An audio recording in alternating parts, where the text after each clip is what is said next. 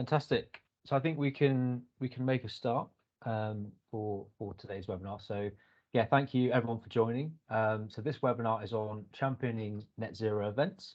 It's a collaboration webinar with 8Versa and England Golf. So for those on the call, you may have realised that I am not Chris. Chris is one of our directors here at 8Versa. Unfortunately, he's unable to join the session today. So I'm going to be hosting the webinar with England Golf today. So just as a kind of a way of introduction, my name's Rob Franklin. I'm a senior sustainability consultant in the carbon footprinting team at 8Versa. And I've actually been working on the project team directly with England Golf on helping them through their sustainability journey over the past few months as well. And we're also joined by Emma Huggins, a sustainability manager at England Golf as well. Emma, do you just want to say a few words and introduce yourself? Yeah, absolutely. Thank you, Rob, for the introduction, and hi to everyone on the webinar. So lovely to be involved in this, and we're looking forward to talking about the work that we've been doing with 8Versa over the course of this last summer. Carbon footprinting, one of our bigger events that we host is England Golf. We are the national governing body for golf across England. So we've got a lot of work to do in the sustainability space, and we're putting our heads down and getting to it, obviously starting with this that we're talking about today. So yeah, looking forward to the discussion, and yeah, thanks everyone for attending. Great. Yeah, thanks, Emma, and thanks for joining. It's great to have you on the call. So just a few sort of housekeeping points and kind of introduction to the webinar itself. So the webinar today is going to be sort of discussion and conversational based. We've got a few slides that are going to guide our discussions throughout. And essentially, we are going to kind of take you through the journey that England Golf have been on regarding their sustainability sort of actions, go through kind of their key objectives and discuss kind of where they're at the moment. So that's kind of the flow that we're going to take for the webinar today. Just a few housekeeping points before we get into that. So the session is being recorded. We'll be sending around a link of the recording and the slides to all attendees and making that publicly available on our website as well. We're hoping to have a discussion for around 45 minutes, and we will be leaving time for questions towards the end of the session from any of the attendees as well. Fantastic. So I think, Emma, if we sort of just take a step back and kind of start from the beginning, really, it would be great to just kind of understand, and I guess for the attendees on the call to kind of fully understand what were the initial kind of objectives of England Golf regarding sustainability. What were the key sort of items on the kind of the agenda for England Golf as an organisation? I think that would be a good sort of starting point to kind of run through initially. Yeah, absolutely. So sustainability at England Golf has really become a focus area this year. There had been some work done in the past, but we kind of committed resources, including myself and my colleague Owen as the sustainability team, to really, inform and advocate on really all elements of sustainability. So under our kind of remit, if you will, at England Golf, we have about 1,800 clubs that are affiliated to us. There's about 2.5 million golfers that play regularly. So we have a pretty wide reaching audience of golfers and clubs to connect with, to provide good governance advice, good advice on membership retention, all kinds of different topics. And obviously we wanted sustainability to be a focus area, given obviously, as probably many on this call are fully involved with, the climate crisis, different changes, different land use pressures, all kinds of challenges, if you will, that golf faces. We, of course, have been trying to showcase sustainability as an opportunity and encourage our clubs and our golfers to really kind of look to sustainability as a way that they can improve and obviously make themselves relevant in years to come. So that was kind of the general background to kind of where England Golf is as far as their sustainability focus. Now, since we've been involved and kind of got the program off the ground, we've released our sustainability strategy, which we called the Sustainability Drive. And within that strategy, there's all kinds of topics that we told our affiliated clubs and members that we're going to cover. There's a lot of different topics that fall under the sustainability umbrella, of course, so we're doing a lot of work as far as communicating best practice in those areas. But one key focus beyond the clubs and the golfers that we have direct contact with is our championships. So we also host national championships. There's about 50 of them across the country throughout the primarily April to September months. Some are a little bit bigger than others. The English Amateur, which is the event that we did the carbon footprinting from this year, is one of our bigger events. And, we wanted to focus on our championships because obviously, as well as, advocating for clubs and counties, we wanted to make sure that the things that we're doing have sustainability in mind. So that's where we came to kind of this point and working with Versa. Obviously, there's a lot of work still just across all those areas to do, but we're really excited to have some numbers to work with and some areas where we know we can improve and from a scientific perspective. So that's great, thank you. Yeah, and I guess we'll get into the detail of some of the key deliverables and kind of outputs of the work that we've been doing with England Golf in some of the later discussions and slides. But I guess in terms of sort of engaging with key stakeholders, Emma, from across, I guess, England Golf and the industry, how did you kind of go about engaging with those stakeholders, making sure that sustainability was always on the radar, always on the agenda of those stakeholders? Was that a difficulty, or was that kind of one of the easier hurdles to overcome? Yeah, I'd say it's still kind of always going to be a work in progress. I mean, across all of our clubs and golfers, there's such a range of different kind of resource and interest levels in this topic of sustainability. So we're trying to champion a lot of places, golf clubs that are doing good work in this space, just to kind of, show that lead by example can be done. But there's no doubt about it. Of course, as with any business, there's going to be pressures that golf clubs face. We would love for sustainability to be top of mind, and we're constantly trying to communicate, best practice and good, ideas that they could implement at the club level.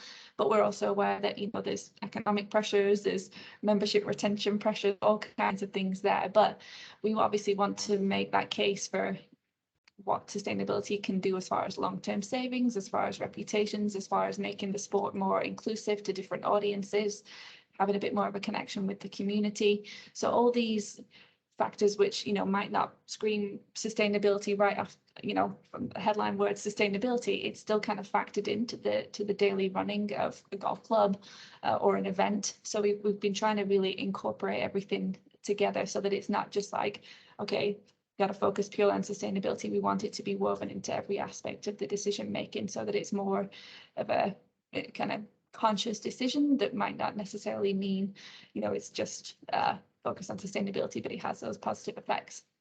Mm-hmm. Great, yeah, that's really interesting. I think, traditionally, sort of sustainability and certainly carbon footprinting as a concept has always been focused at sort of the organizational level.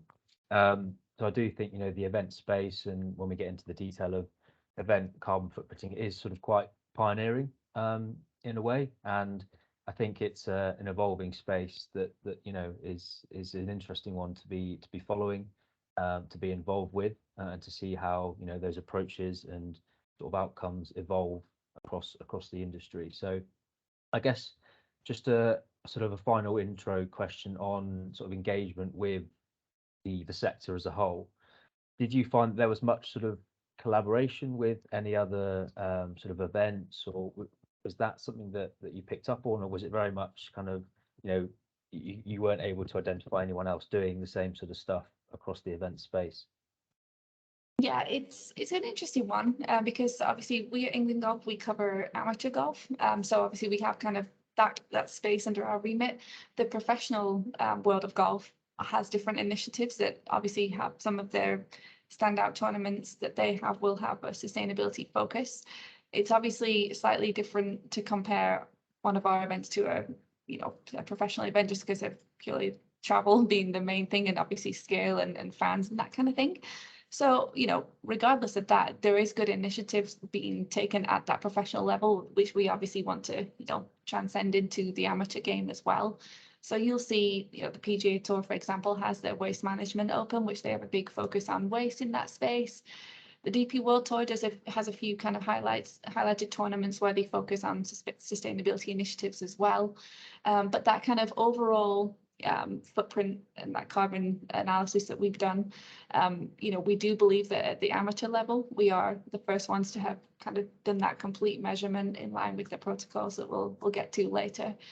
So we're really excited about that, and obviously beyond us doing the measurements for this event and obviously comparing it to next year's event, we are looking to increase that so that we're continuously looking to improve and reduce the footprint of our events. And then of course we want to make sure that counties and clubs who are affiliated to us through England Golf have that information about how they can improve. So it's really kind of all across the golf spectrum. There's lots of learnings that can be done from our work here, from other work elsewhere, and hopefully the overall result being that golf as a sport, and particularly in the event space, can improve what we're currently doing. Yeah, definitely. I think that's a really good point as well. It's sort of, there's a lot of open doors for other, as you say, golf, organizations or the industry, but also sporting events as a whole, to kind of learn from the processes that we've been through, and also kind of pick up on some of the key things that that should be done. I know the Sports Summit recent event that we were at, and it was an interesting sort of event to kind of like-minded events organizations all facing the same sort of challenges. So I guess reassuring in a sense that everyone's having the same challenges and there are solutions that can be followed, but it's just interesting to get other event level perspectives from different industries as well. Yeah, definitely. I think that sports event that you mentioned, the Sports Positive Summit, was like a lot of different sports all covered, but all kind of having that sustainability focus, or at least working towards that. Some are obviously similar to what we said with golf clubs way ahead, some are working on it. There's obviously a difference in all sports. Some stadium sports have slightly different focuses perhaps than what a golf event might have, but regardless, the kind of idea of that reduction and better practice, it's really positive to see in the sports space. Yeah, definitely. Fantastic. Okay. So if we kind of, as I said, the webinar is going to take you through kind of the journey that England Golf have been on so far. So the first sort of milestone and kind of key action to look at was the measurement of a carbon footprint. So as I said, traditionally a carbon footprint looks at the emissions from an organization. This was actually measuring the events of the 2022 English Amateur Championship, which happened in July and August of this year. So that was very much the starting point for this piece of work, and that's where we're going to focus in on and have a few kind of discussion points initially.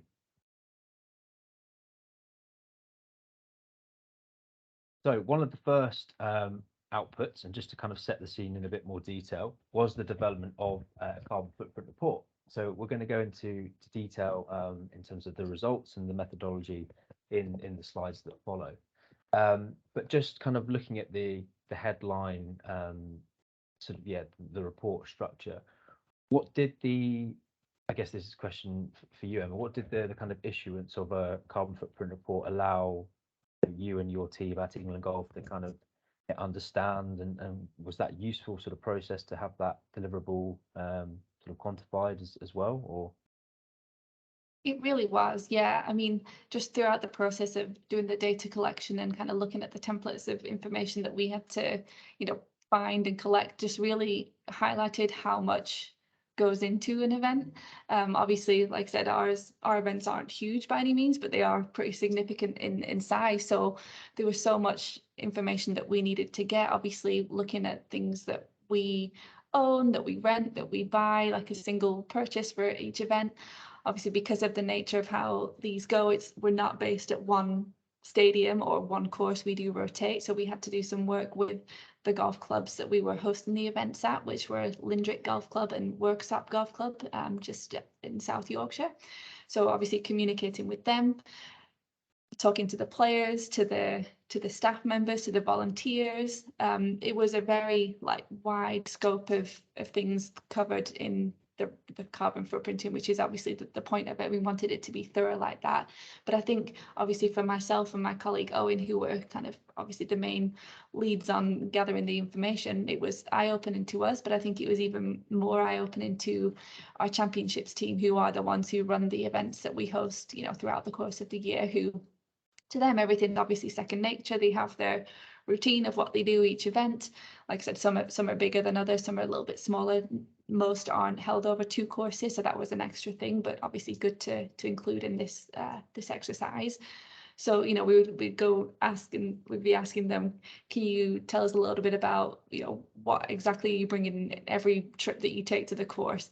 How did it get there? Where's your supplier from?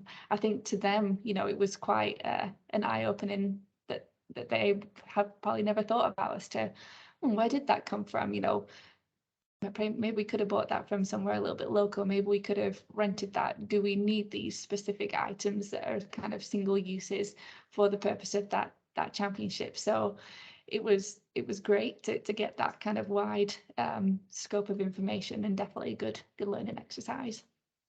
Great. Yeah, that's useful to kind of understand that process in a bit more detail. And I guess the kind of justification for going down the kind of footprinting route, what was the key kind of objectives that were identified at the start of this process? Was it purely focused on sort of quantifying the footprint, or were there other sort of elements to it as well? Yeah, so there's a few kind of elements to it. Obviously, one of the main things was in our sustainability strategy, we had outlined that we want to make our championships more sustainable. So we thought, okay, well, when we talk more sustainable, what do we mean? It could be a variety of things, but we thought we may as well do a big project on looking at the entire footprint of one of our events that can obviously be then extrapolated to other events and to other just better practices amongst all the championships. So by doing getting as much information as we could, doing it as thoroughly as we could, obviously it gives us then a baseline of what one of our championships with X number of players looks like, so that we have the metrics. We know kind of the hotspots of areas where that repeated process that the championships team do for the events that we run throughout the year. We know what those hotspots are, and obviously it's a very quick, but well, not necessarily quick. We can see the information. Some of the things that we need to implement will take obviously quite a bit of time, but it really just kind of shows you, because of how thorough the scope was, where we can improve. And going back to what we said in our strategy, that was one of our goals, to make championships more sustainable. Now we have scientific, credible evidence as to what that means and what it looks like. It's going to take us take some implementation, but it's a positive step moving forward. Yeah, definitely. Yeah, that's great. So what we can actually do now is go into the detail of actually some of the results from the carbon footprint exercise. So these are the footprinting results from the 2022 English Amateur event. So before we kind of do that in a bit of detail, we thought it'd be useful just to kind of take a step back and actually introduce the methodologies and the approaches that were taken for this footprinting exercise. So at the highest level, footprinting is the process of quantifying the emissions from an entity, essentially. So, of course, for this project, and in this case, we're looking at the event space, and we were able to utilize a methodology that's been developed by Natural Carbon Solutions, which is the official verification partner of 8Versa, and they have developed a proprietary methodology which allows events, but also other entities, which we'll go into in a bit more detail on in the later slides. But essentially, the methodology that's been developed allows events to measure the carbon footprint of the event, essentially. And that's been based on ISO 20012 standards, the Greenhouse Gas Protocol, and also PAS 2060 as well. So it's been built around the core principles and guidance from those standards.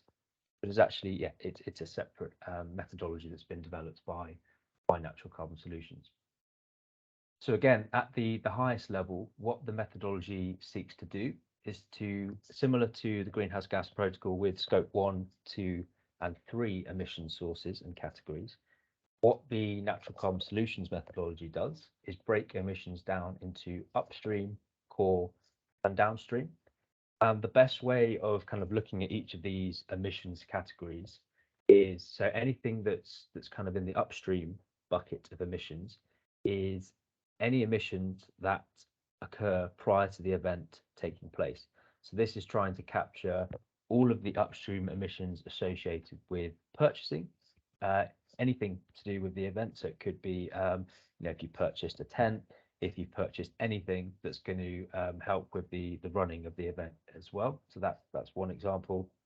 And we also try and look to kind of quantify the emissions from marketing and advertising. So not an obvious category in some cases, but it's important to look at the internal sort of emissions that go into that. So typically that's office-based emissions associated with office-based equipment. But also we're trying to capture some element of transportation as well. So if there's any journeys that have been completed prior to the event taking place, it could be transporting products, services to the event location, then we're looking to capture the emissions there as well.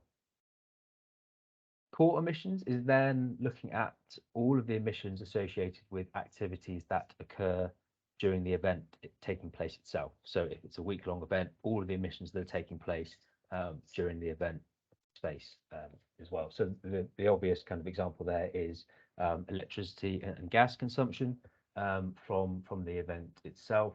We look at water, water waste and treatment as well. And crucially, we're looking to capture all of the emissions associated with both staff and attendees traveling to the event and also taking into account any overnight stays and accommodation as well. So core is kind of where the core of the emissions will be. That's the main, that's often going to be the main focus and highest emissions category, as you can see from the overall event footprint for the championship. But equally as important is also downstream. So the event's taken place, great. We're now looking at the emissions from, for example, dismantling and the waste of the event after the event has actually taken place. So there will be smaller, but there will be emissions from, after the event has taken place as well. So an important category to consider. I guess just a question for you, Emma, in terms of data collection, which is often one of the more difficult things to kind of overcome when we're doing a footprint exercise. How did you find that data collection process? Were there any categories that were more difficult to get data for, or any insights on that process at all? Yeah, the process was, relatively like a lot of hard work at the time, but like very kind of rewarding afterwards, just like seeing how much information we had. I'd say probably the easiest was getting the attendee transportation and accommodation information, just because of the nature of how that event was run. So we would just literally, after everyone would finish their round and they'd be marking the scorecard, we'd come and get that information from them. We'd ask them where they're staying, where they traveled from, the type of vehicle that they took to the event, and so on. So that was probably the easiest. Some of the more tricky parts were, I'd say, perhaps food and beverage, just because obviously that involved working with the clubs directly. So there's like a kind of an extra layer of we go into the clubs who then go to the suppliers, which is fine. We got the data in the end, but because of just the nature of how supply chains work, that would be a bit of a tricky one. Most of the upstream stuff wasn't too difficult, fortunately, because of how, like I said, our championships have a pretty good system in place as far as what equipment's needed at each event. Besides us probably nagging them a little bit just to get it, because obviously they're very busy people. It wasn't that hard to get it, but obviously we just wanted to make sure that it was as accurate as possible, and we had all the information that we needed. So yeah, I'd say it wasn't a terribly difficult thing to do. It was quite eye-opening, to be honest, and yeah, well received. I'd say most people, just throughout the course of doing this exercise, whether that be our championships team, the golf club staff, or the players themselves, they were all very okay with it. They fully understood why we were doing it.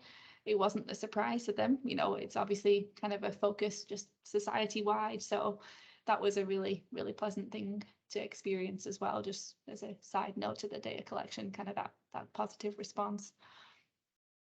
That's good to hear. I think it's kind of a dual benefit. When you're collecting data, you're also engaging people in the exercise. You know, when you're collecting data, there might be a couple of sort of questions on, you know, what the data is going to be used for, and I often think that's a good way of engaging not only staff but also attendees of the event in, you know, the journey and the sustainability ambitions of England Golf, and kind of getting them on board so you can reach your goals and work towards the end point essentially. So there we have the kind of the total measured footprint of the 2022 English amateur event. So 123 tons. We can see that the majority of the emissions, as I mentioned, are centered around the core emissions category. We'll go into more detail, kind of the hotspots in the next couple of slides now. So if we take upstream emissions as one category alone, as I said, these are the emissions from any activity or item that is purchased or consumed prior to the event taking place. We can see that the majority of the emissions, 57%, are associated with event consumables, and this is capturing the upstream emissions of producing or manufacturing anything that was purchased for the 2022 event. So I think there were a wide range of sort of items that we kind of looked at and kind of went through, but it really was anything from bits of kit for the actual golf event itself, all the way through to sort of larger scale sort of porta cabins and rental items as well. Mm-hmm. So that was interesting. There were a lot of items to kind of measure there. So that was an interesting result in that sense. If we look at core emissions, so as mentioned, the highest category of the footprint itself, actually 68% of these emissions were associated with attendee transportation and accommodation. And that in itself is an interesting result. Probably not to be probably not a big surprise given, you know, the number of sort of attendees that we had for the event itself, but nonetheless an important category to look at in isolation and to kind of try and work out how can we bring that number down moving forward. So that's kind of phase two, and we'll go into that in the next slides. But is that a surprise to you, Emma, in terms of that sort of split of core emissions, or was that to be expected and as you thought? Yeah, that was about how I thought it would be. Just given, you know, the fact that we were in South Yorkshire, so everyone from every sector of the country was coming to our event. So I think we calculated the average round trip per player was about 280 miles. So like given that amount of travel that's involved, and obviously the nature of the event meant that people would have to stay over for at least 3 nights. There's practice round and 2 qualifying rounds, and then it went into kind of a knockout stage for them. So the accommodation would shrink, but obviously everyone was staying for at least those 3 nights plus the travel. So yeah, it's a big chunk of it, but I suppose kind of just the nature of how these things tend to be at the minute. So. Yeah, and I think that also raises challenges in terms of that control element as well, Emma, which we'll get on to. But obviously, attendees travelling from all over the country, that's very difficult to kind of I guess have control over and sort of mandate how people are getting to the event. But there are other sort of ways that we can begin to think about in terms of how do we influence the behaviours of attendees that are actually travelling to the event and trying to engage them in, as we said, the kind of collective action that England Golf is working towards. And then finally, the downstream emissions. So in this case, it was actually just capturing the surplus waste from the event. So the largest category of emissions there was actually food waste. So of course, there's things that can be looked at in terms of bringing that number down and reducing the overall level of emissions of the event for next year as well. So if we focus on the hotspots specifically, as we mentioned, they're all across the core category. And no surprises that kind of transport and transportation emissions from both staff and attendees coming out as the highest emissions category. So that was responsible for 51% of the total footprint. Of course, that's going to be a key area for England Golf to focus on, to kind of brainstorm how we get that number down prior to next year's event taking place. And then we also briefly mentioned the overnight stays and the accommodation-based emissions as well. So that was the second largest hotspot at around 15% of total emissions, so 18 tonnes as well. So again, an important category to consider. And there are a number of sort of ideas that we've been brainstorming over the past couple of weeks off the back of this report in terms of how we bring those emissions from accommodation and overnight stays down as well. And then we have food and beverage emissions. So this is separate to the waste. This is the manufacturing emissions from all of the food that was consumed during the event itself. And Emma, I know we had some interesting discussions on sort of the control element in terms of who's procuring that food in.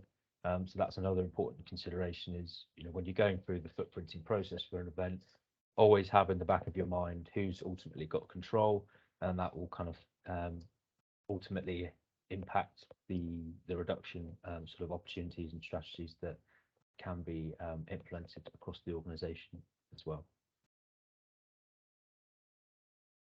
Fantastic. So if we kind of just jump out of the slides for a second. So we've taken you through the footprint, and we're now in a position where we've got that kind of footprint report, and we've kind of got those initial insights into the hotspots of the event itself. So in terms of from an England Golf point of view, Emma, what was the kind of the next step off the back of those results, and I guess the discussions that we had for you and your team? Was it to kind of take those findings on board and begin strategizing the reductions, and how were those results kind of received across the team? Yeah, so they were received relatively positively. I think just kind of that initial understanding of putting a number on it, kind of giving that explanation of what that number means, and obviously, highlighting those main spots was a really good exercise. As far as the next steps, we've looked at, some of the short-term quicker wins, what they might look like, especially going forward to next year's event. Obviously, some of the other big categories, travel, procurement, that kind of thing that you mentioned there, as far as, working with clubs and their different suppliers that they might have, that extra layer that we talked about. Those are going to be slightly more procedures that take place over a period of time, but it obviously gives ourselves an opportunity to put some guidance or some, kind of regulations, if you will, into our procedure as when we pick in places to host our events, or when the club kind of, comes on board to be the host club. Here's a procedure that we want you to follow, whether that be from how they procure things, what kind of waste practices they have in place, all that kind of better practice at the club level can obviously, because we're coming into their facility, it can help make the overall footprint a lot lower. Things like travel and as well as that, not just the travel, other things are going to be dictated by some societal changes, I would say. So obviously, over the next few years, we'd imagine more people to be driving hybrid and electric vehicles. So that transportation, without taking away the physical going to the event, because that's always going to be a part of it, those more societal changes, hopefully, will influence our footprint. But of course, we need to make sure that we're communicating what we want to see our competitors, look towards as far as decision making, to have that understanding and that, reasoning as to why we're asking them, and it's just to be more sustainable overall. So hopefully that made sense about kind of the short, medium, longer term type steps that we're going to take as a result of the calculations. Yeah, absolutely. And in terms of, I guess, if there was one emissions category or challenge that you think is going to be the hardest to kind of overcome and reduce, is there one that kind of stands out that's going to be tricky to kind of decarbonise and get emissions down? Or do you think there's a number of challenges there? Still think the travel will be the hardest one to come down, even with the idea of, more electrification of vehicles. When it comes to things like a golf tournament, we can encourage public transport, but the reality of people lugging their clubs on a train or whatever it might be, and also often where golf clubs are located, it might not be the best connection to the public transport system. That's still, I think, just given that it was the biggest category already, and obviously there's a lot of room to improve it, I still think that could be the most challenging. Some of the others, especially some of the consumable products and the way that, the setup and the infrastructure of the events are run, I think they can be relatively easily changed and reduced, just literally buying less. I don't think, single handing out of whatever it might be, a bag tag or a set of teas is critical to the running of the event. I think with the more of that kind of single-use stuff that we can get eliminated could be helpful. And then, of course, hopefully with having those guidelines, methodologies in place for the clubs to start implementing, that could be a bit challenging because it's obviously the onus would be a little bit on them, driven by us. Hard to quantify what that might look like, but over time it might become a guidance now and then maybe a requirement afterwards. So that's obviously another step that we could take to kind of look at the golf club's responsibility, if you will. Yeah, definitely. And I think one of the kind of the main milestones and deliverables from our point of view at 8Versa was the development of this carbon reduction plan. So that was to really kind of take in the results from the footprint exercise and really begin to kind of quantify and sort of brainstorm some initial ideas for reducing next year's event, essentially. So this was the second key deliverable that was issued to England Golf as part of this work. And it really just kind of it's kind of like it sets out some of the key recommendations and opportunities from the footprint on how potentially the emissions could be reduced across the event for next year, essentially. And off the back of this, we will actually be having a series of workshops with the team at England Golf to kind of explore some of these opportunities in more detail, really get into the detail of, are these going to be feasible for the organisation moving forward? Can they be reduced, or is it going to impact the kind of the logistics and actual running of the event itself? That was really interesting to kind of go through those recommendations in detail and essentially brainstorm, what can be done across each of the different categories to reduce those emissions. And you'll see on the slide there just a subset of some of the recommendations that we came up with for the event next year. And that's really kind of the next step for you and your team member, isn't it? Is to kind of go away. As I said, we'll be having a series of workshops to go into these in a bit more detail, but really try and try and implement as many opportunities for the organisation over the coming months as those decisions for next year's event are made. Definitely, we're obviously looking to implement these things, and of course, like we said, we've just measured this event, but we want them to start being incorporated into all of our events, ideally, so that the overall footprint can come down. But like I said before, it's based on fully science-based evidence as to, proper areas where we can improve. So it's a good place to do it, and kind of back to what we said as far as England Golf just almost starting on our sustainability journey this year, to have this information at hand to keep building on. It's going to be really helpful. Yeah. Fantastic. So we've kind of we've gone through the reduction plan and I guess given some insight in terms of the potential opportunities for reduction that could be considered for next year's event. The final sort of piece of the puzzle that was important for certainly, I guess, for your team member was that certification verification element.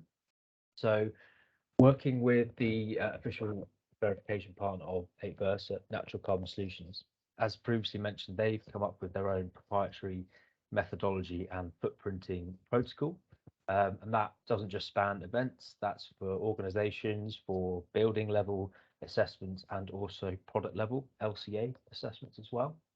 And they've essentially created kind of a rule book on how to initially footprint your organization, your entity, your event, but crucially, the steps that need to be taken in order to verify and certify that industry standards have been met throughout the measurement of that footprint, essentially. So this was, yeah, a really kind of crucial piece for England Gulf in that journey towards ensuring, the methodologies that had been followed were credible and were based on leading industry standards such as the Greenhouse Gas Protocol, ISO, and PAS standard as well. And this is one of the UK's first actually certification schemes for events and buildings. Organisations is a pretty well, there's various options for organisations, but buildings and events, this is certainly sort of a pioneering methodology across those spaces as well. So in terms of what that certification journey kind of actually looks like for England Gulf specifically, so off the back of those initial carbon footprinting results and that process, we were able to send all of the work at Versa over to Natural Carbon Solutions, and they were able to verify that those processes have been followed and the methodologies adhered to. And the outcome of that process is that England Gulf now have a carbon measured label and certificate for the 2022 English Amateur event, and are actually working towards making next year's event in 2023 a net zero event. So that's the end goal of England Gulf, is to make that event net zero. And we're kind of, we've started off that process of being carbon measured, and we'll kind of work through those specific labels to make sure the event is actually a net zero one if the requirements are met, essentially. So in terms of the, I guess that certification and labeling piece, Emma, what was the kind of importance and the role of that in the work that's being done across England Gulf? Yeah, the fact that it's, obviously verified through the standards that we've got listed on the screen there, I think just really kind of showed that, we're not just saying we're doing a little bit here and a little bit there. It was kind of a full scoped, properly verified and aligned with the protocol's procedure. I mean, we thought, if we're going to do this at all, and given that we said we want to produce more sustainable championships, having, an external partner in Versa work with us and have their methodology, they do buildings, events, organizations, so it's not just like it's only golf and it's kind of a blinkered vision. It was a very nice wide scope of information that from their perspective it was probably good to learn from us, from our perspective it was great to learn from them, and just making sure that we were including everything to make sure that the criteria were met just gives it a lot more credibility. It's something we can be proud of from this event that we've done this year, but obviously as well as that, it kind of holds us accountable for what we're going to do for next year to make sure that in order to get our certification label, we have to do these things. It's going to drive us to make changes. Myself and Owen from the sustainability team, we're going to have to drive that within England Golf, but we've got it backed up through the certification. So we're very, very happy about the kind of the overall credibility of it. We think from an industry standard, it's right up there with the best of them. We're really happy with what it's meant for our event so far. Right, I think that's really important part of that kind of journey is the certification and verification piece. Obviously, that avoids any sort of risk of greenwashing for any of the footprinting, the quantifications that come out of that. And of course, if a label is being issued, which says net zero, then it's important to have that verification and sort of robust methodology that sits behind the issuance of that certification itself. In terms of the timeline of working towards next year's event and working towards making it kind of net zero. So we've just created this kind of initial diagram to just give you an insight in terms of what that time frame and what the key steps look like. So a lot of the detail of this is all in the Natural Carbon Solutions footprinting protocol. and they'll go into a lot more detail in terms of the requirements of each step and the kind of the processes and flows that you have to follow to get you where you want to be. But essentially, you can see where kind of England Golf are at this current moment in time. So we've completed yes, the initial footprint of the 2022 event. We will then be completing a very similar exercise prior to the event taking place next year, and that just gives us an idea of the anticipated emissions prior to the event taking place. And that's important because we can't use this year's event as a like-for-like baseline because it's different locations, there may be different numbers of attendees. So it's important to go through this process again prior to next year's event. We'll then be looking at and building off the reduction plan that was developed for England Golf. So the kind of the next step really is to, as we said, brainstorm, implement, and discuss all of the actions that can be taken across the organisation to actually reduce the emissions from the event itself. And again, that's prior to the event taking place. So we're already having these discussions. You know, what can be done before any sort of, for example, procurement decisions are made, essentially. And then there is a part for offsetting. So there will have to be an element of credible offsetting that takes place, and that's where the benefit of the screening calculation comes into play. So carbon offsets that essentially equivalent of 25% of that total screening footprint will have to be purchased, again, prior to the event taking place. And that allows for a net zero carbon committed label to be issued, in this case, to England Golf, again, prior to the event taking place. And in discussions with Natural Carbon Solutions, we saw the value of having kind of a two-phased labeling for net zero. So what this net zero carbon committed label allows an event to do is market that event as committed to net zero, and that's verified and sort of, I guess, made sure through the screening calculations and the various offsets that will be purchased as well. So when the event takes place, of course, there'll be the data collection phase that's really important for the calculation of the final footprint that's then completed after the event has taken place. And that will essentially allow us to verify if any reductions have taken place in comparison to those screening calculations and also to the event from this year. So that makes up kind of the verification and reduction piece. So we will be sort of verifying to see if any reductions have taken place and those that are set out in the reduction plan, if those have been completed and achieved correctly. And then any residual offsets from the event itself will then have to be purchased. So there have to be removal offsets to align with industry standards for offsetting. And in that case, we can then issue the net zero carbon event and sort of, label in that case. So there's much more kind of detail on that, as I said, in the protocol, but we wanted to just give you kind of the headline steps and key sort of requirements that have to be met in order to reach that end goal, essentially. So that kind of brings us towards the end of the webinar today. I guess just before we break into the Q&A, Emma, is there any sort of final remarks from yourself in terms of, for the attendees on the call today, any advice for kind of kickstarting that process towards, measuring an event footprint or, raising sustainability on the agenda for the events as well? Yeah, I'd say kind of the main piece of advice is honestly just to get an understanding of where you're at this point in time, because obviously that's going to dictate how improvements can be made. I'd say something as well, obviously, whatever organization it might be, if they have a dedicated sustainability team, obviously making sure that they're relevant other teams that you're working with, in our case, the events team that run the championships, making sure that they're on board and understand. Obviously, that's going to make not only the data collection, but also kind of the action items that come from the data collection be a little bit more, well received and to kind of just have that understanding throughout the entire process.